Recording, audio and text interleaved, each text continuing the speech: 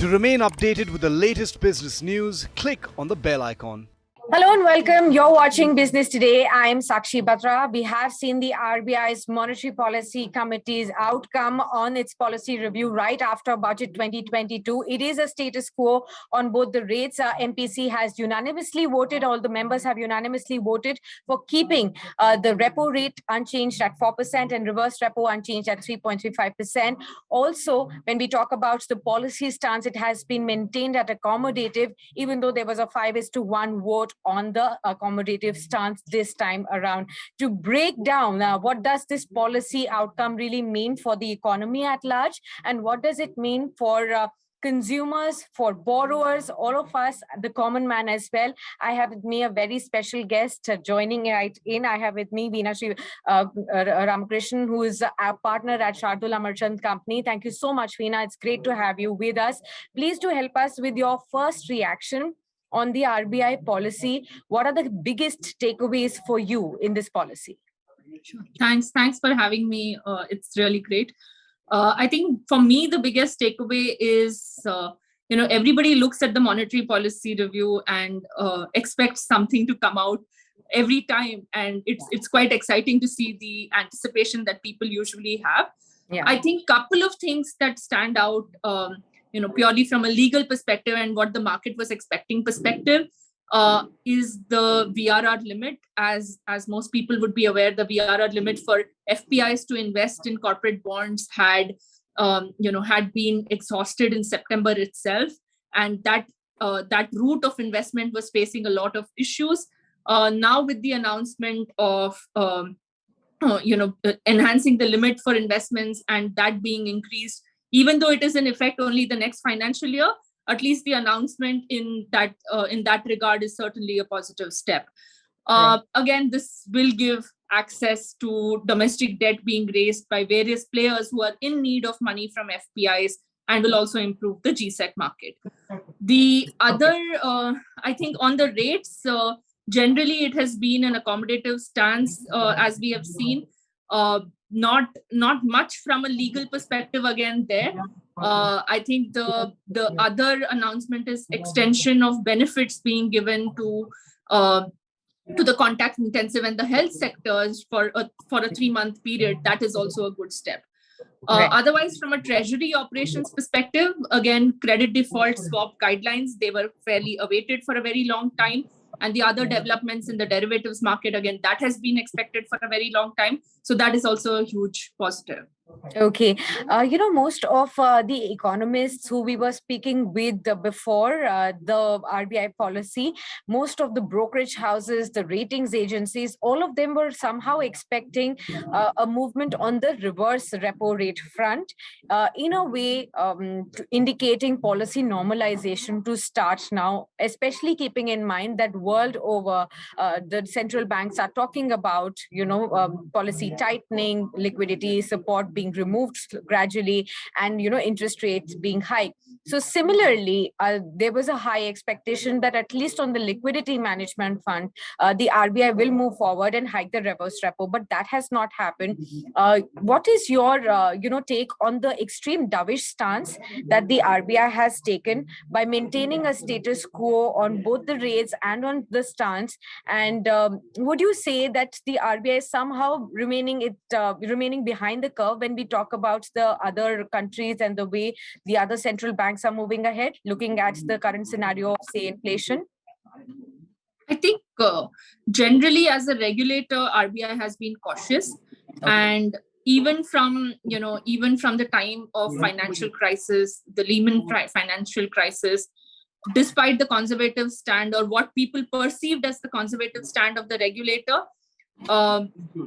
time has shown that the stance that RBI took was right. And, they have all the reasons at that point of time to pat themselves on their back and say, okay, we did the right thing, even though we did it and it was not appreciated at that point of time. I'm not commenting on the repo rate specifically, what has happened this particular monetary policy review, because this is something which has been constant for quite a few months now. So that's not something I'm specifically commenting on. But I think as far as the regulator is concerned, they have always followed a cautious approach. And that seems to be the thread which continues even through this policy review.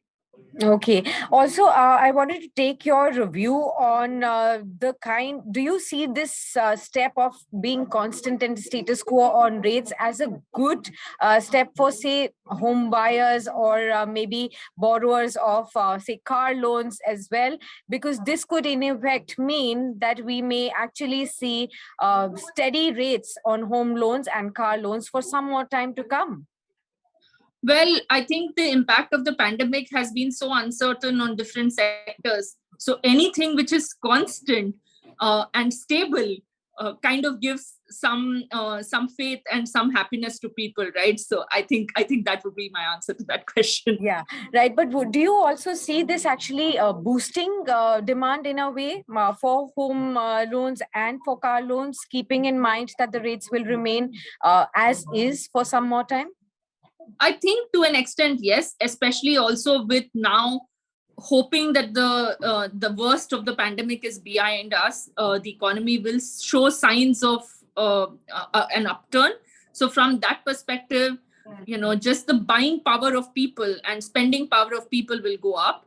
And in that, to keep the rates unchanged is certainly something which is helpful. Right. Also, on the inflation front, which has largely emerged as a key concern world over right now because it is on a rise, I wanted to understand from you how the RBI has projected inflation, CPI inflation. It does say that the CPI inflation will moderate to, say, 4.5% in FY23.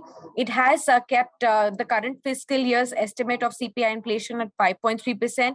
It Correct. sees Q4 inflation to really peak with the kind of scenario that we've been seeing, say, perhaps at about 5.7%. But that's going to be it, and the inflation may moderate, and within the RBI's said limit that it has always kept for 4% plus 2 and minus 2 so far. But I want to understand from you, keeping in mind that the world over there are concerns growing of inflation rising, how is the RBI able to see inflation moderating at 4.5%?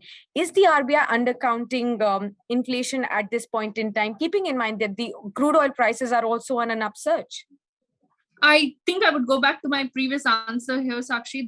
And the reason I say that is because when you're coming out of a pandemic, and especially in the banking sector, where the government has also been supportive in announcing the ECLGS scheme and other measures to ensure that people on the ground are not really impacted. So keeping that in mind, I think it's just a cautious approach. Obviously, time will unfold what actually comes out of this. But I think it's just being cautious at this stage. Also, see, we are also just 2 months away from the financial year end, right? So a lot of things happen in this sector at this stage. So I think being cautious is indeed what the word is. Right. A follow-up to this question as well. Just like how I said that the crude oil prices are on a rise, we are seeing, global rating agencies and brokerage houses really talk about an estimate of $100 per barrel, $110 per barrel also being a possibility right now, considering the geopolitical scenario and the other scenarios at play at the current moment. And domestically speaking, we have not seen any upward revision on the fuel prices despite a $10 surge in the last 2-3 months. On crude oil prices. There is somehow an anticipation that perhaps after the elections, there could be a sudden shocker and people may be in for a shock on fuel prices, be it on, petrol and diesel. Does that seem to weigh on the current estimates of, the RBI on inflation front? Will that be a big concern going on? Tough to say, Sakshi, but I mean, the way I look at it is it's one thing for the regulator to be cautious, and they're not necessarily swayed by political pressures in the sense of at least how they come up with something as as important as numbers in this sector. So I wouldn't think that there would be a shocker. But would things change? All of us have seen so many things in the last couple of years. I'm not sure whether any of us can say anything, absolutely on that count. Right. Since you have an expertise on the way banks function and how they see the scenario, I want to understand from you, for banks particularly, the dovish stance of the RBI this time around, as well as how the budget 2022's focus was completely on capex and, reviving growth at this point in time. Do you see for banks at this point in time, the credit growth is likely to improve further because of these supportive factors? I think there are certain other factors also. For example, the National Asset Reconstruction Company has been set up. The new Special Situation Fund for Distressed Debt has been set up. We are also at the end of financial year where banks will want to, get rid of bad loans from their books. So I think all of this would also play a crucial role in how this pans out in the near future. Right बहुत सारे हमारे viewers Veena हमारे YouTube Hindi channel को भी देखते हैं और उनके लिए भी मैं आपसे रिक्वेस्ट करूंगी कि इस पॉलिसी का जो की सार है, जो उनके लिए भी उनके निजी जीवन में फर्क ला सकता है, उसके ऊपर भी आपसे कुछ टिप्पणी लेना चाहती हूँ। तो सबसे पहले तो मैं यही आपसे जानना चाहूंगी उनके लिए कि अगर हम इस पूरी आरबीआई की पॉलिसी का सार निकालें तो इससे कॉमन मैन के जीवन में क्या असर पड़ सकता है? कॉमन मैन के जीवन में जो हर दिन देख सकते हैं उसके हिसाब से देखा जाए तो फिर जो 2 चेंजेस आरबीआई लेके आए हैं, जिसमें से कॉन्टैक्ट इंटेंसिव और हेल्थ सेक्टर के लिए जो एडिशनल फंडिंग आरबीआई ने अनाउंस किया है, उसमें डे टू डे में काफी फर्क पड़ेगा। अगर आप रियल एस्टेट सेक्टर में देखो तो रियल एस्टेट सेक्टर में काफी इन्वेस्टमेंट फॉरेन पोर्टफोलियो इन्वेस्टर्स या एफपीआईज जो हम कहते हैं, उनसे काफी इन्वेस्टमेंट आते हैं। तो ये जो वीआरआर रूट रहा करता था, जिसका लिमिट अभी भी है, जिसका लिमिट सितंबर में खत्म हो चुका था, उसका लिमिट अभी वापस खोला गया है, जो अप्रैल से पैसे उसमें आएंगे। उसके आने से रियल एस्टेट सेक्टर और वो सारे सेक्टर्स जहां जो लोग डिबेंचर्स के जरिए पैसे रेस करते हैं, उनके लिए काफी फर्क पड़ेगा। तो आम आदमी डे टू डे लाइफ उसमें काफी फर्क आ सकता है। जी, और अगर मैं रेट्स के हिसाब से भी आपसे जानना चाहूंगी, क्योंकि आरबीआई ने इस बार रेपो रेट और रिवर्स रेपो रेट दोनों में ही कोई बदलाव नहीं किया है। रेपो रेट मैं अपने सभी व्यूअर्स के हिसाब से समझा दूं, जिस रेट पर आरबीआई बैंक्स को लोन देता है, रेपो रेट उसे कहा जाता है। रिवर्स रेपो रेट जिस रेट पर बैंकों से आरबीआई पैसा लेता है, उसको रिवर्स रेपो रेट कहा जाता है। इन दोनों ही रेट्स में आरबीआई की इस पॉलिसी में कोई बदलाव नहीं हुआ है। तो इसका मतलब उनके जीवन में जैसे वो होम लोन लेते हैं जिस ब्याज दर पर लेते हैं, या कार लोन लेते हैं जिस ब्याज दर पर लेते हैं, उन पर भी ऐसा माना जा रहा है कि इमीडिएटली अभी कोई इम्पैक्ट नहीं होगा। लेकिन जिस तरीके से आरबीआई ने पॉलिसी स्टांस को भी अभी भी अकोमोडेटिव रखा है, क्या इसका मतलब हम ये निकाल सकते हैं कि बोरोअर्स के लिए खुशखबरी है कि आगे जाते हुए 2022 में भी कम उम्मीद है कि उनके ब्याज दर इन सभी लोन्स पर बढ़ते हुए नजर आएंगे? 2022 अभी काफी महीने बचे हुए हैं, लेकिन अभी एटलीस्ट ये फाइनेंशियल ईयर हम देखें या आगे के कुछ महीने हम देखें, उसमें तो कोई फर्क नहीं आना चाहिए। अगर कुछ हो तो फिर भी कस्टमर्स के लिए बेनिफिशियली होगा। मुझे नहीं लगता है कि ये अकोमोडेटिव स्टांस कब तक चलेगा। ये जितना आपका गेस है शायद मेरा भी उतना ही गेस होगा। लेकिन home loan rate retail customers के लिए स्पेशली, जो होम लोन रेट हो या कार लोन रेट हो या पर्सनल होम लोन रेट हो, जो हमारे डे टू डे एक्टिविटीज में काफी फर्क ला सकता है, उसमें देखा जाए तो फिर ये इम्पोर्टेंट स्टेप है। क्योंकि एटलीस्ट लोन रेट्स जो काफी महीनों से गिरते आ रहे हैं या गिरते नहीं आ रहे हैं तो भी बढ़ तो नहीं रहे हैं जी। एक तरफ वो है, और दूसरी तरफ हम पैंडेमिक से बाहर आ रहे हैं तो उसका इम्पैक्ट है। इसमें जो भी चीज थोड़ी स्टेबिलिटी या थोड़ा कांस्टेंट कुछ रह सकता है तो दैट इज एनीवे बेनिफिशियल। तो वो डे टू डे बेसिस में सबके लिए काफी हेल्पफुल होगा। जी, इसी सवाल को आगे बढ़ाते हुए बैंकों के लिहाज से मैं आपसे जानना चाहती हूँ, आपकी काफी बातचीत भी रहती है, बैंक्स को आप काफी अच्छे से स्टडी भी करते हैं। बैंक्स के लिहाज से देखा जाए तो क्या आप वो लेंडिंग डिपॉजिट रेट्स पर दोबारा ध्यान अभी देंगे हाल फिलहाल में, या फिर कब तक आपको लगता है कि बैंक्स दोबारा से इन सभी चीजों में रिविजन कर सकते हैं? इस लेंडिंग डिपॉजिट रेट्स और ये सारे रेट्स रिटेल कस्टमर्स एंड पूरे सोसाइटी में काफी ज्यादा फर्क आता है। तो मुझे नहीं लगता है कि इसमें कोई भी चेंज इतना ज्यादा होगा कि लोगों को बहुत ज्यादा फर्क पड़े। जो भी होगा वो थोड़ा थोड़ा करके कोई भी चेंज होगा, ग्रेजुअली जो भी करेगा। Actually at the end of the day हम देखा जाए तो फिर रिजर्व बैंक ऑफ इंडिया जो जैसा रेगुलेटर है, उन्होंने कभी भी कोई ऐसा चीज नहीं किया है कि आज कुछ है और कल उठते ही हम सबको शॉक लग जाए। ऐसा कुछ नहीं होगा। मुझे लगता है वो बड़ा ही ग्रेजुअल चेंज होगा।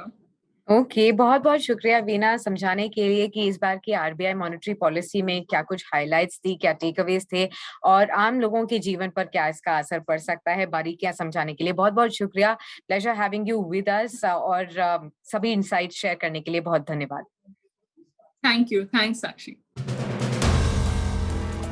If you like the video, do like, comment, share and subscribe.